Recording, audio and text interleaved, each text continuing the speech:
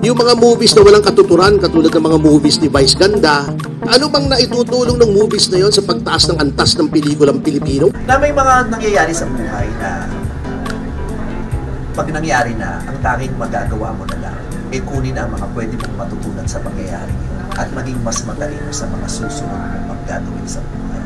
Wala na tayong magagawa, nangyari na yun. Magsisisihan pa ba tayo? Magmumurahan pa ba tayo?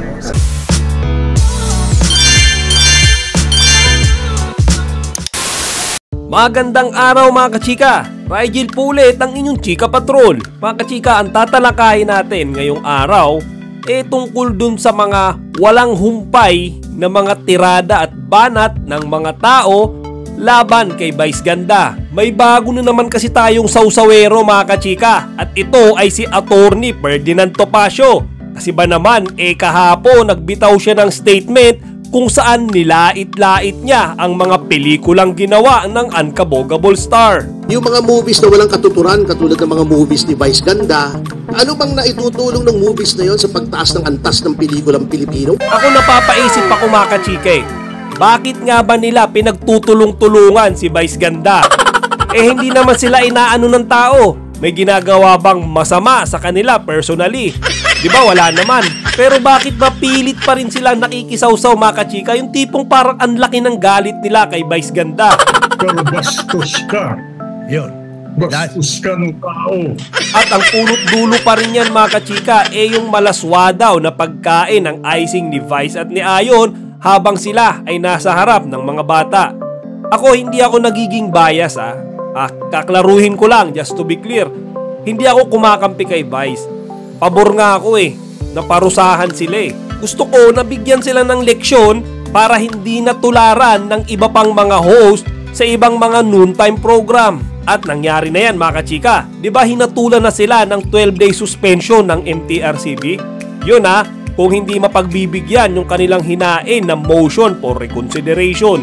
Ngayon ang tanong ko sa inyo mga kachika, perke ba pinatunayan ng MTRCB na may paglabag na ginawa ang Eat Showtime sa kanilang patakaran, may karapatan na ang kahit sino para alipustahin ang kanilang mga Eat Showtime host, partikular na si Vice Ganda. Perke ba may pagkakamali ang isang tao pwede mo na siyang durug-durugin araw-araw? Pwede mo na siyang alipustahin? Pwede mo na siyang sabihan ng maanghang na salita? Pwede mo na ba siyang ipahiya? Sino nagbibigay sa mga taong yan ng karapatan upang gawin yan sa kapwa nila? Ngayon ang tanong ko kung makikisawsaw sila, bakit hindi nila subukang buhayin yung mga good deeds na nagawa ni Vice? Yung mga hindi na televise, yung mga hindi na balita. For example, na nagbibigay siya sa charity, yung talent fee or portion ng talent fee niya idinodonate niya sa charity. For example, yung sa gitna ng gulo na ginawa ni Aura na hawak niyang talent, hindi niya iniwan yung tao. For example, isa pa, nitong recently, may kumakalat na balita na willing daw siyang bigyan ng ayuda mga kachika yung mga staff and crew ng Eat Showtime na madadamay dun nga sa 12-day suspension na ibinigay sa kanila ng MTRCB. Hindi ko alam kung anong tulong yung gagawin niya sa mga staff and crew, pero marami-rami yun mga kachika. Siguro bibigyan niya ng financial assistance, bibigyan niya ng grocery supplies, or kung ano man na pwede niyang maitulong kapag nawala ng income yung mga tao sa loob ng kulang-kulang 2 linggo. Bakit pag may sasawsaw, lagi binabanat nila puro yung mga kasamaang nagawa ng tao? Sa bagay tingin ko nature na talaga ng tao yan mga kachika Nangyayari yan kahit hindi lang kay Vice.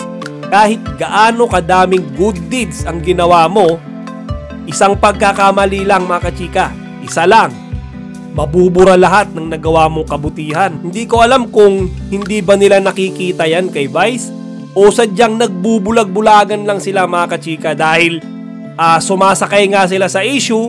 Kapag binatikos nila si Vice, magte-trending din sila. Pagka binanata nila si Vice, magiging mukha silang magaling sa mata ng mga tao. Magmumukha silang bida. Na ikukumpara ko ngayon mga kachika yung pinagdadaanan ni Vice na parang yung kay Jesus Christ dati.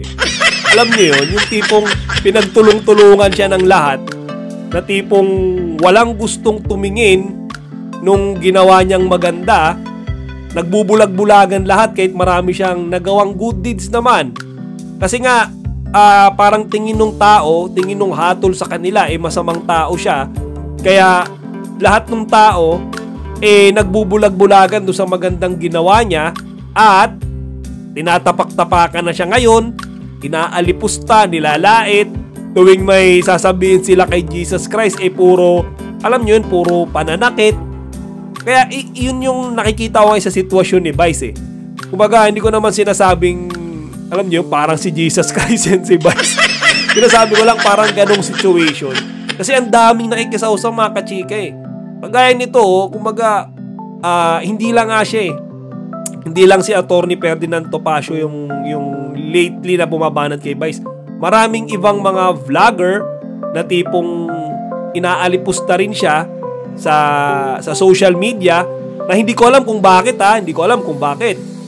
na may sinasabihan din siya nung maanghang salita kagaya nung sinasabi ni Rendon na minsan nakikita ko lang na nakakaawa din in some way. Nagkamali yung tao, pinarusahan na siya, tinanggap niya na yung kaparusahan nadamay na nga yung buong buong programa nila 'Di ba? Burden yun sa kanya. Panigurado kahit hindi yan nagsusorry sa loob-loob niya nagsisisi yan mga kachika. Sa loob-loob niya pag siya na lang mag-isa sa kwarto, kinakausap niya yung sarili niya, baka nga umiiyak pa yan Mabigat sa kalooban niya yan. Siguro may ganyan talagang tao na ayaw lang nila ipakita na mahina sila kapag kaharap nila yung ibang tao. Pero pag sila na lang, mga kachika, pustahan tayo nalulungkot din yan. Nagsisisi yan.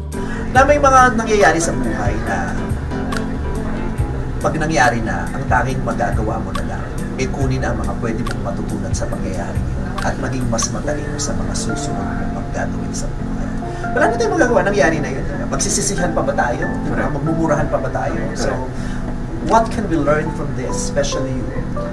What can you learn from this experience? Diba? How can this experience strengthen you as a person, as a human being, and empower you as a person? Diba? What can you learn from this? How can this experience make you a better person? Okay. Pero in some way, believe din ako kay Vice Kasi despite of umuulan na pambabati ko sa kanya, kaliwat kanang pambabash, panlalait, pangiinsulto, alam niyo yun, parang parang life must go on. Mga dalawa lang ang kahinatnan mga kachika. Pag meron kang nagawang mali, dalawa lang ang kahinatnan yan. It's either mawarat ka or matuto ka. Ngayon siguro mas pinipili ni Vice na matuto siya dun sa pagkakamaling ginawa niya instead na, alam niyo yun, isuko niya na or gumibap na siya, mabasag siya. Kasi yun yung gusto ng mga tumitira sa kanya mga kachike. Gusto ng mga haters niya na makita si Vice na nalulugmok siguro, na tipong give up na, alam niyo yun, suko na sa karir niya. Yun yung, yun yung ayaw mangyari ni Vice. Kumbaga siguro sa isip niya, hindi nyo ako makikitang ganyan. Malakas ako. Kumbaga kung masaya kayo, na makikita akong, alam nyo, loser, na makikita akong talunan, hindi mangyayari yan. Hindi kayo yung mananalo dito. Sa pagkakamaling yan na nagawa ko, hindi ako susuko. Tuloy lang ang laban. Di ba mga kachika? Yun siguro yung mindset ni Vice. Kaya hindi natin siya nakikita na totally hurt. Alam nyo yun, na nagdadrama. Hindi siya ganon. Parang lang siya pagka nakita natin siya sa TV, sa social media, pasayaw-sayaw lang. Alam niyo yun, pakanta-kanta, pangiti-ngiti. Nagpapatawa pa nga siya tuloy lang siya sa pagbibigay saya sa mga tao Kahit na halos buong mundo against na sa kanya, di ba? O siya mga kachika, hanggang dito na lang muna. Huwag niyo kalimutang bisitahin yung ating website na chikapatrol.net. Tsaka mag-subscribe din kayo sa ating channel at ibahagi ang inyong mga opinion dito sa comment section para pag-usapan natin. Chika Patrol signing out! Kachika, huwag niyong kalimutan mag-like, comment, and subscribe. Para sa iba pang mga celebrity news, i-click lamang ang mga videos na ito.